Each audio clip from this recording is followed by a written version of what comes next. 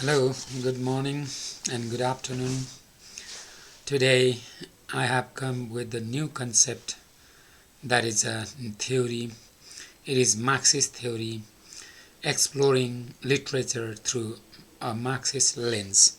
It is the idea by Louis Tyson, right? And Marxism has become a burning theory or great theory in the modern literature to study.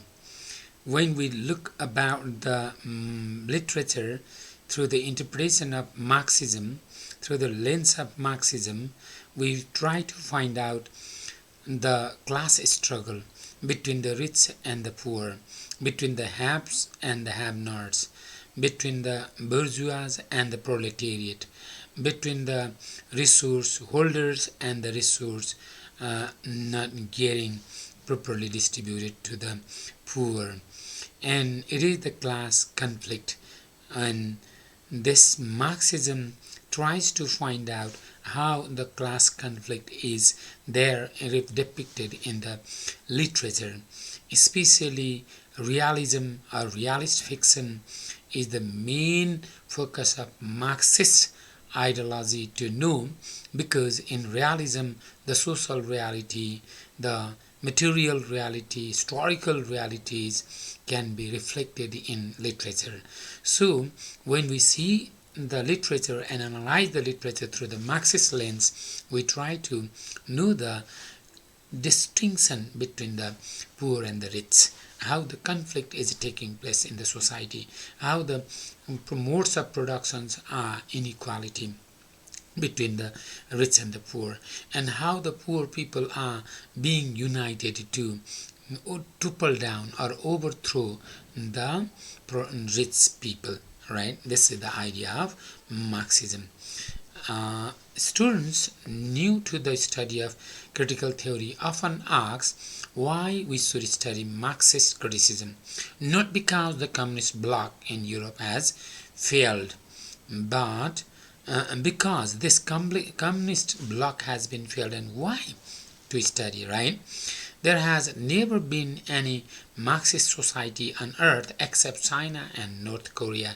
That is what students think. Communist societies have claimed to be based on the principles developed by Karl Marx in 1818 to 1883.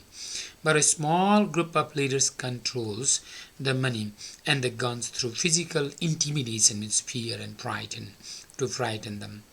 Second, even if communist countries were true Marxist societies, and even if all of them have failed, Marxist theory would still give us a meaningful way to understand history and current events.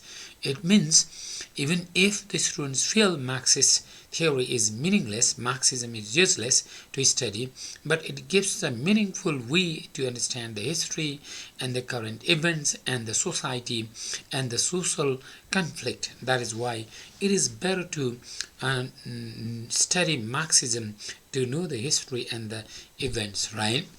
The Marxist theory more or less focuses our attention on the individual psyche, individual brain, how it is shaped, how it is constructed because of the socio-economic condition, ideological condition, and its roots in the family complex.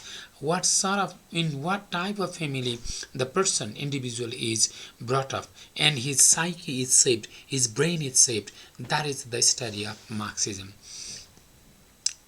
It talks about the economic system that structures human societies. Main focus of Marxism is economic system. That economic system structures human society, constructs the human society. If a theory does not program the economic realities of human culture, then it misunderstands human nature. Especially economic realities of human culture is the main focus of Marxist study. For Marxism, getting and keeping economic power is the motive behind all social and political activities, including education, philosophy, religion, government, the arts, science, technology, and media, and so on. It means Marxism gives the importance to gain economic power, to keep economic power. And when a person keeps economic power in his hand, or gains economic power in his hand, and then everything, the political activities, social activities, education, philosophy, religion, government, art, science, technology, media, everything can be controlled by that particular person who controls the socio-economic condition, economic power. The economics is the base on which the superstructure of social, political, ideological realities is built. That is what Marxism says. It is economics that is the base, that is the ground for the construction of superstructure of the society, political structure, ideological realities that is built. Economic power always includes social and political power. So, the person who is rich can control the political power, can control the social power. So, Marxism today is socio-economic class rather than economic class when talking about class structure. When we talk about class structure, Marxism says it is socio-economic class rather than economic class only, right? In Marxist terminology, economic conditions are referred as a material circumstances, socio-political or ideological atmosphere generated by material conditions is called historical situation. What is historical situation? Historical situation means that is the condition generated by ideological atmosphere, political atmosphere, socio-cultural atmosphere, that is historical situation, right? For the Marxist criticism, neither human events nor human productions can be understood without understanding the specific material or historical circumstances in which events and productions occur.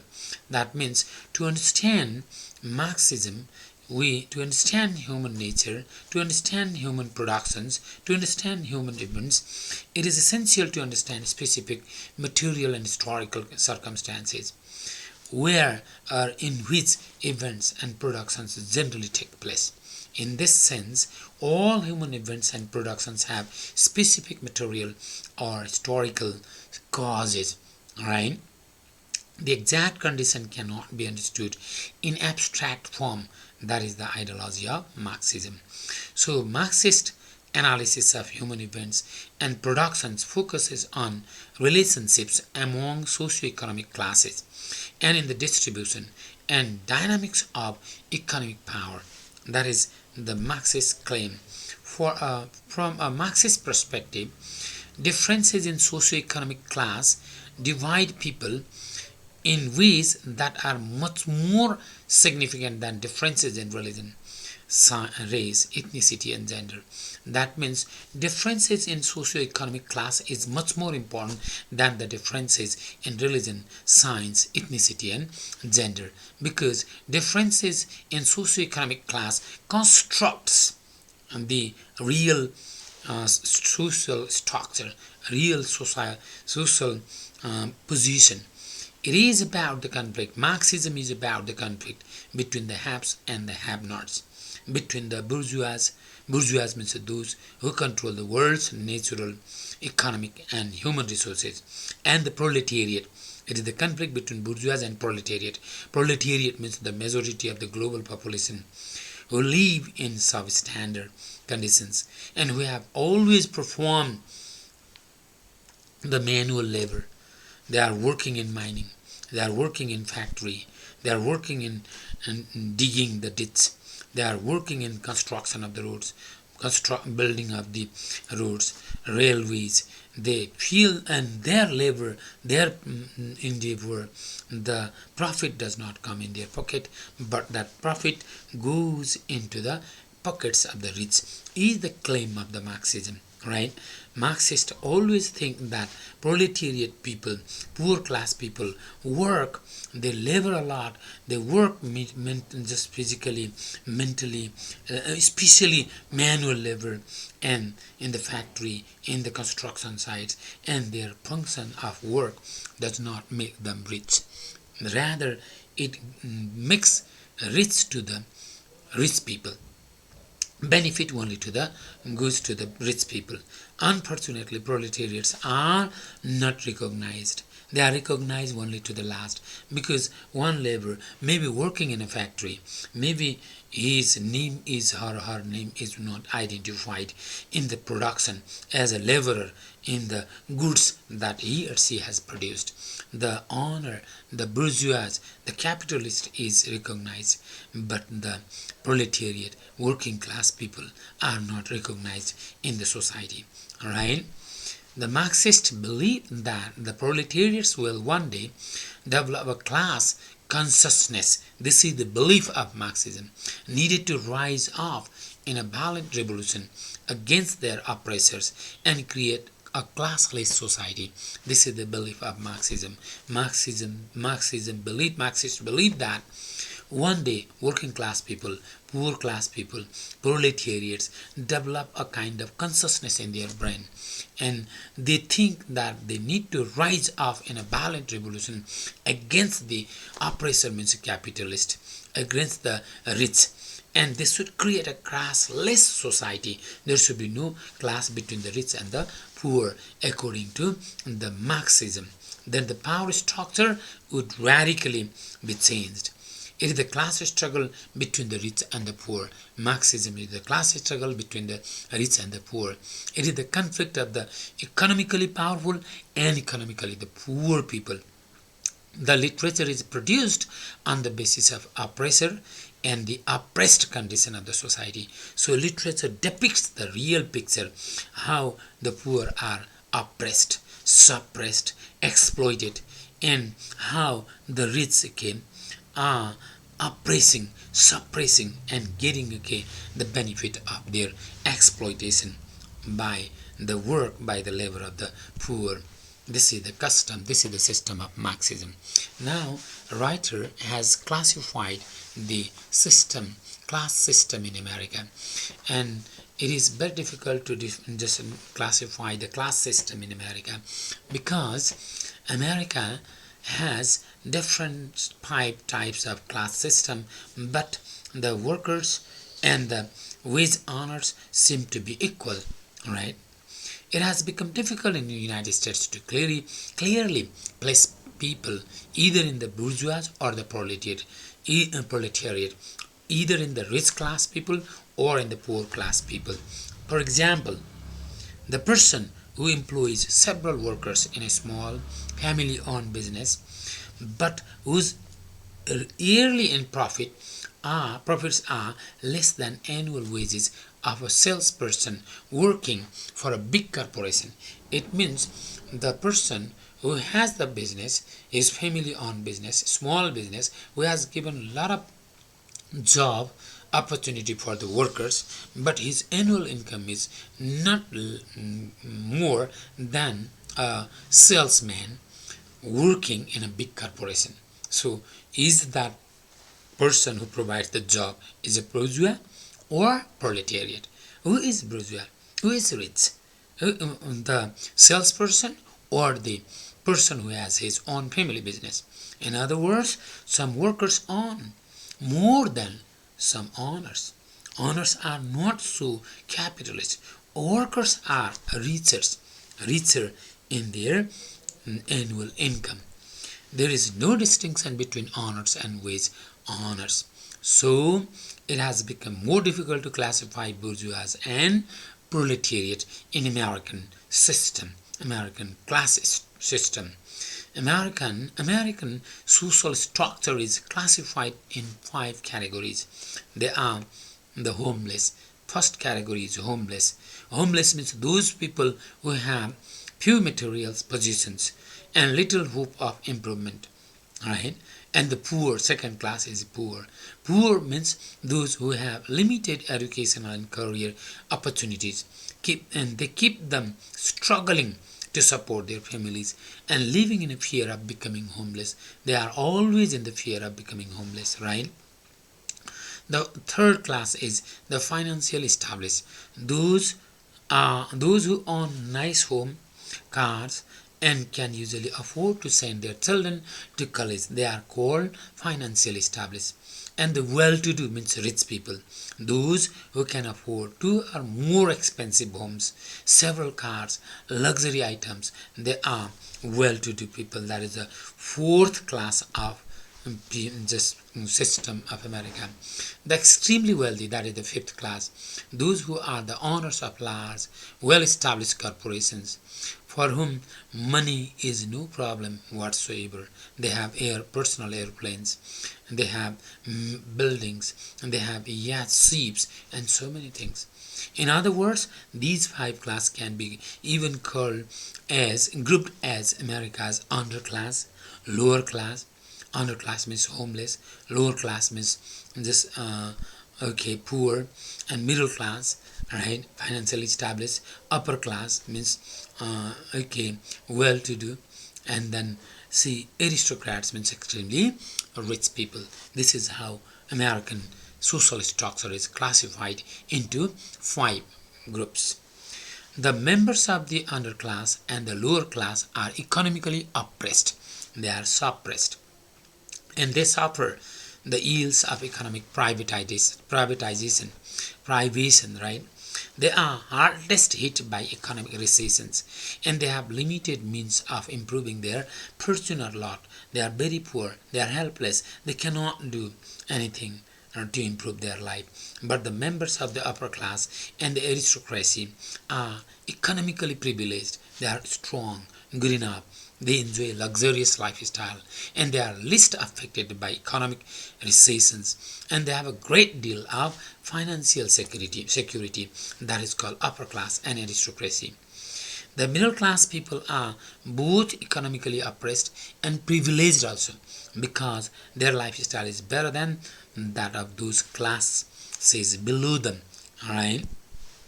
The poor and homeless are in the struggle to survive. They are always in the struggle. They cannot survive if they do not struggle.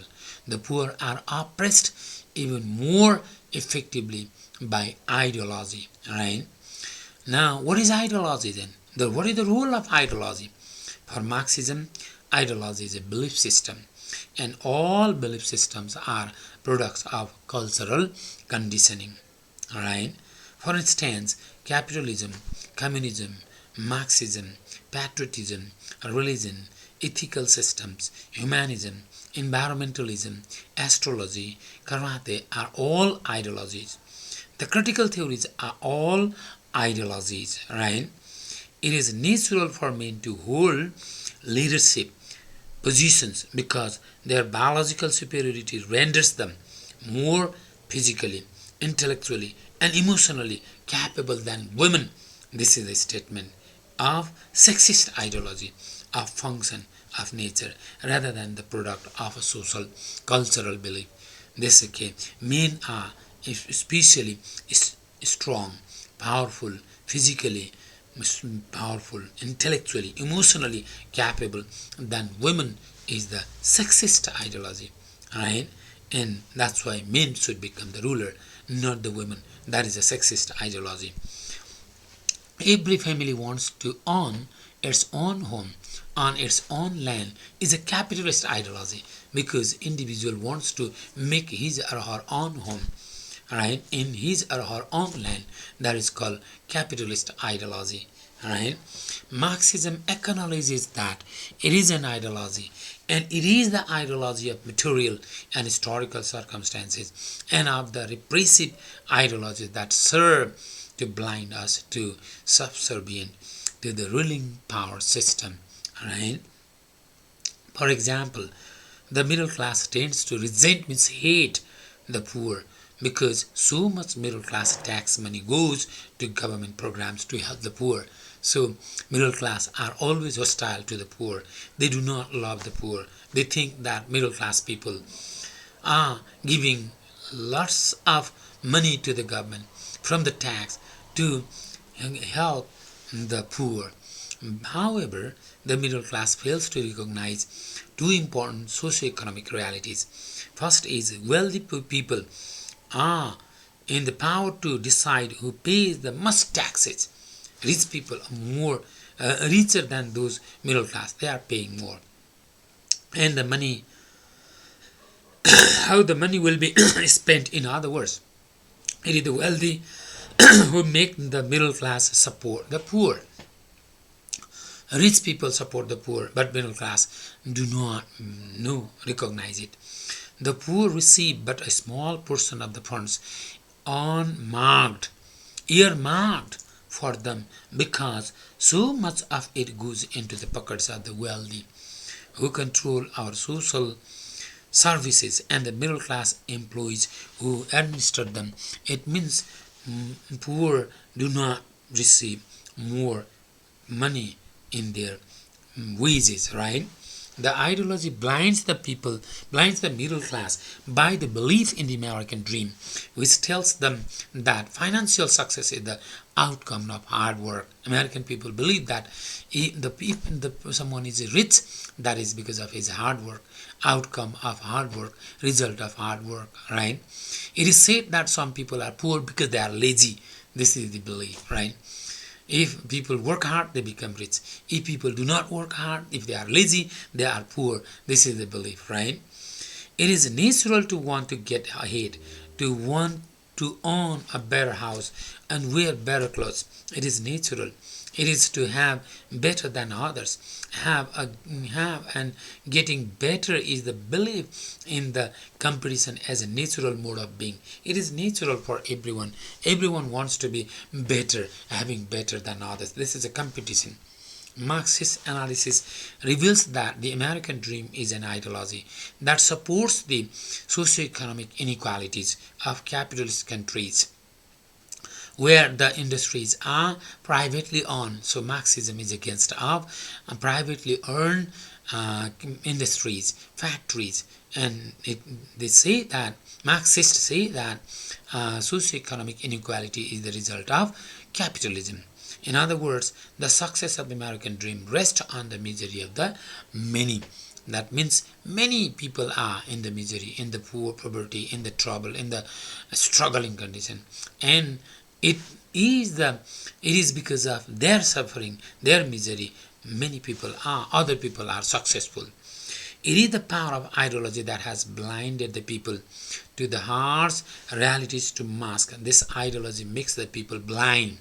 It is said that the critics that the American dream is the false ideal because the real purpose is to promote the interest of those in power. That is what critics say. But the power of American dream is that it can evoke an America for whom the class does not matter. For American people, for American, there is no class importance, significance of class. It does not matter, right? From a Marxist point of perspective, the role of ideology is so important in maintaining power, right? Classism is an ideology that equates one's values as a human being with the social class to which one belongs, right? From a classist perspective, people at the top of the social scale are naturally superior to those below them. Those at the top are more intelligent, more responsible, more trustworthy, and more ethical, and the like is the concept of classism, right? People at the bottom of the social scale are naturally lazy and irresponsible. That is the concept of ideology. So it is thought that only those of the highest social class should hold, not hold, that is hold, right, the position of power and the leadership, and they are suited to perform the roles perfectly. That is what is the belief, right? Patriotism is an ideology again that keeps poor people fighting wars against poor people from other countries, while the rich on both sides take the benefits of wartime economy. That is what the patriotism does. Patriotism gives the concept to the people that they belong to the country, they belong to their nation, and they always work, they start fighting with the poor for the sake of the country, but they forget that they are poor, and the fight of the poor gives the benefit to the rich, because patriotism leads the poor to see themselves as a member of nation, separate from other nations. It prevents the poor from banding together, from uniting together to improve their condition globally. Right? That is a pattern. That is a key called ideology. Now, religion is also ideology. Karl Marx calls religion the opium of the masses. This is opiate. And it is an ideology that helps to keep the faithful poor satisfied with their own lot in life. Because of religion controls, and that is what poor people are also satisfied. Religion has been used as the source of the exploitation for the poor according to Marxism. Alright? So, rugged individualism is the ideology. It is the cornerstone of American dream, right? Because American people are individualistic. It is the ideology that romanticizes the individual who strikes out alone in the pursuit of goal. The person should struggle alone for the achieving of the goal. That is individualism. Marxist thinkers consider rugged individualism as an oppressive ideology because it puts self-interest above the needs, right? Does not give the interest to the society. By focusing on me instead of on us, rugged individualism works against the well-being of the society. And individualism exactly focuses on individual person, me, not to us, not to the society. It gives us an illusion that we make our own decisions without being significantly influenced by the ideology of any sort. That is individualism. Now another ideology is consumerism. Consumerism is a cornerstone of American dream. Consumerism is an ideology that says I am only as good as what I buy. I am the best buyer and best producer. That is consumerism.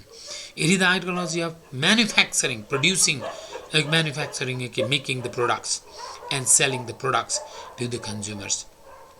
Marxist critics is to identify the ideology at work in cultural productions, literature. Everywhere there is a ideology. Painting, there is ideology in painting. There is ideology in television programs, ideology in music, ideology in religion, ideology in the commercial advertisement, ideology in education, ideology in popular philosophy, ideology everywhere that socio-economic system is controlled. That is what Marxist critics says. Maybe if it is a communist country, if it is let's say Marxist country, and there is Marxist ideology. If it is capitalist country, there is capitalist ideology. For Marxist critics, culture is the primary bearer of ideology because it reaches to so many people. All right, homeless people can get no job without an address, and there can be no address without a job again. See, this is a ideology. Now, human behavior, the commodity, and the family. What human behavior is analyzed by Marxism. What is commodity and what is family? Karl Marx specially says that human behavior is shaped, formed, constructed by the socio-cultural structure, economic structure of the family. Commodity, right, is just in the hand of the rich, not to the poor. Family exactly is the product of the socio-cultural condition, socio-economic structure and historical structure, right? The Karl Marx focuses on economics, right, and on the workings of the society as a whole, rather than the individual. Karl Marx does not talk about individual, talks about economics, talks about working society. Factory workers produced large quantities of products, and none of which bore their names. None of the goods can have the name of the factory workers. There is no name who has produced this best. This is the product made by the workers. But the call annihilated labor on the laborer and the society as a whole, alienated. They are isolated in the labor. Capitalist economic system as an object's value becomes impersonal. That is not personal. Its value is translated into monetary value, equivalent, right, and determined in terms of relationship to a monetary market. Capitalism always talks about monetary market. The focus of many later Marxists on the ways in which ideology is transmitted through popular culture and operates in our emotional lives is natural extension of Marx's own interest in human behavior and experiences. Many Marxist insights into human behavior involve the damaging effects of capitalism on human psychology. Marxists think that it is because of capitalism human psychology is damaged. Human behaviors are damaged, and those damaging effects often appear in our relationship in the commodity to the commodity. For Marxism, commodities for which it can be traded, commodities means traded, even labor can be traded. Labor are commodities. They produce the goods and they are traded, they are purchased and they are sold with the wages. That is what Marxist thinks. An object becomes a commodity only when it has an exchange value. Right? Commodification is the act of relating to objects or persons in terms of their exchange value. Right? So, from a Marxist perspective, the market economy depends on consumerism. It promotes sign exchange value is our primary mode of relating to the world around us. There is always exchange value in capitalism. The capitalist economy makes people feel good about themselves because they think I am the best, I am the richest, I am capable, right? They want to look smart through their new clothing, new cosmetics products, and want to buy better goods. So it makes capitalism makes the people better themselves, feel better themselves, good about themselves, right? To colonize the consciousness of subordinate peoples means to convince them to see their situation the way the imperialist nation wants them to see it, and to convince them that they are mentally and spiritually and culturally inferior to their conquerors, and their lot will be improved under the guidance and protections of their new leaders. It means the capitalists generally have the colonization, and the colonizers they colonize, and colonized people generally think mentally, spiritually, and culturally inferior with the colonizers, and they depend upon the belief that their protection and their change, their improvement is possible only under the guidance of the colonizers, of the rich, of the capitalist. Right? The attempt to colonize consciousness can be practiced against the colonized by their own culture. It is because of the culture, and colonized people think that their culture is inferior and colonizers' culture is superior. Marxism focuses on the material forces and historical forces. For Marxism, family is not the source of the individual psychological identity. For both the individual and the family are the products of material conditions, material circumstances, historical circumstances, right? This is how Marxism says. Now, Marxism and literature. What is literature and how literature is to be studied under Marxism? The family unconsciously carries out the cultural program in raising its children, but the program is produced by the socio-economic culture within which the family operates. That means a family is brought up according to the socio-economic structure, socio-economic culture. If the family is poor, and thinking process is also different. If the family is rich, and the thinking process and acting, behavior, manners are different. That is what the family operates. While psychoanalytic critics examine the family conflicts and psychological wounds that determine the individual behavior, but Marxist critics examine that same behavior as a product of ideological forces carried by movie, fashion, art, music, education, and law. It is because of ideology the fashion is made. Because of ideology, music is just different. Because of ideology, education is different, law is different. Marxist critics will show us the ways in which family dysfunctions are themselves products of the socio-economic system. Right? Rule of the family, just behaviors of the family, activities of the family members would be the outcome of socio-economic system. There is a play in Death of a Salesman is a play. It has got its psychoanalytic reading of the play. It would focus on such elements on Willie. Willie is the main character of that play. Right? Willie's abandonment at a very young age by his father and older brother. He leaves his house because Willie's insecurity and the massive denial of reality that results, that is the interpretation of psychoanalytic. The central scene for such an interpretation would be Bip, means Willie's father, confrontation with Willie in the hotel, where he discovers his father with another woman and he runs away. He does not feel secure with his father. He does not feel happy with his brother and he leaves the house. This is psychoanalytic interpretation, but Marxist interpretation is different. Right? From the Marxist interpretation, the competitiveness of the business world that puts Willie back on a straight commission work after 30 years of employment with the same form and the exploitative potential of socio-economic system that does not require all companies to provide adequate pension coverage for their employees, and the ideology of the survival of the fittest capitalism that allows Howard, means his owner, to fire Willie with no concern for the deteriorating mental condition. That means Howard is the owner, is a capitalist according to Marxism, and Willie works 30 years as a salesman. He is a very good person to carry out the business of his boss, but after 30 years he is exploited enough, he is used enough, and the owner fires him from his position.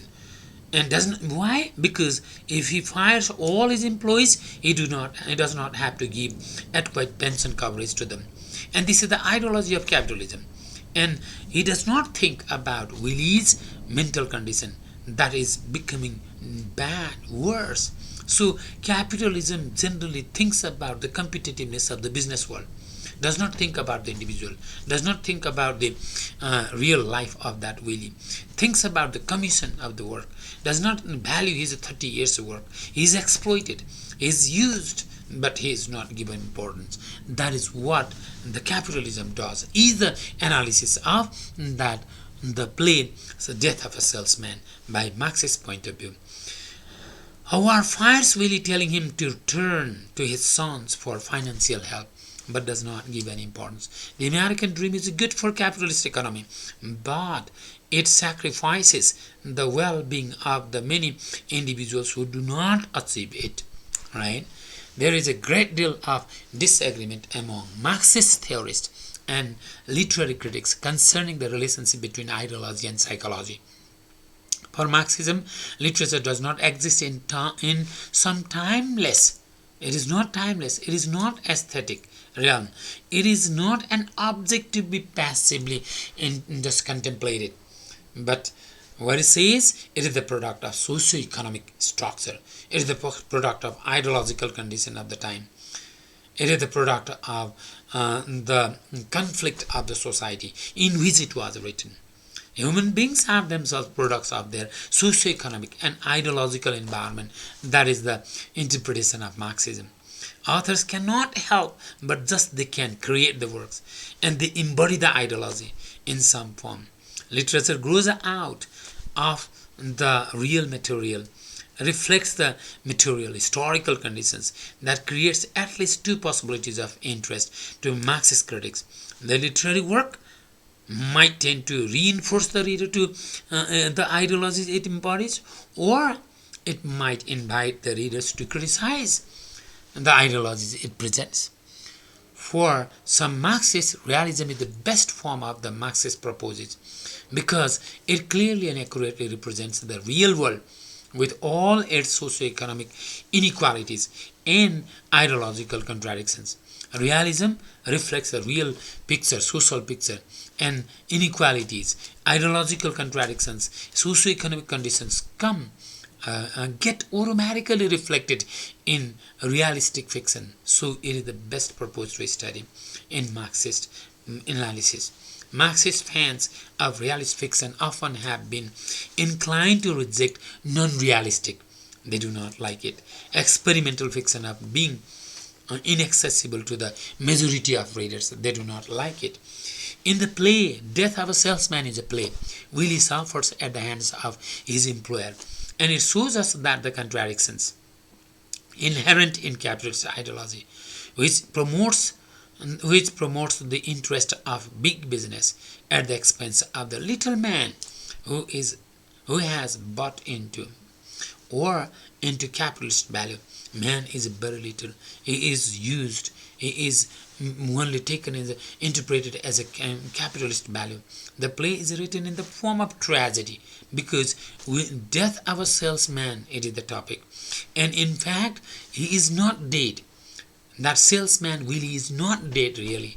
He is dead only because he is fired from the job. Not getting that salesman's position is the death of that salesman. So this is what the tragedy. The tragic form of death of a salesman encourages us to focus primarily on the character flaws and weakness in Willie as an individual rather than the society that helped produce those flaws. And it does not give the meaning to the society. Those literary works that reinforce capitalist, imperialist, or other classist values are useful in that because they can show us how these ideologies work to seduce us into collusion with their repressive ideological agendas. That means these are the ideologies. The ideologies repress us. Ideologies control us. Ideologies make us scapegoat. Ideologies make the poor people scapegoat, victims. And it is because of ideology there is the conflict between the poor and the rich. This is how Marxism always deals with the theory of class conflict, theory of the conflict between the haves and have-nots, and the conflict between the poor and the rich, conflict between the resource holders and resourceless people, conflict between the proletariat and the bourgeois, and conflict of being poor, having nothing else, and working always in the factory, and working that work and benefit always giving to the rich. This sort of ideology is called Marxist theory. And when we analyze literature from the Marxist lens and we try to find out the conflict between the rich and the poor, try to find out the conflict between the class struggle between the capitalists and the proletariat, between the bourgeois and the proletariat, between the haves and the have-nots, right? And always the struggle how poor are just trying to get in the position to come in the political power, right? This is how the social reality, social picture is analyzed through the Marxism in literature, how the social picture is presented in the Marxism. This is how it is just seen through the lens of Marxist point of view. Okay, these are some of the ideas, and especially there is a novel, The Great Gatsby, written by Fitzgerald, and all theories, Marxist theory, psychoanalytic theory, reader response theory, whatever the theories are there, these theories are applied there in The Great Gatsby, the novel by Tyson. So it is better to read that, and then application, how it is interpreted, how it is applied, how the theories are applied in that novel. I would like to advise you to read that novel and then to come in the better understanding of application of the ideas. Thank you very much.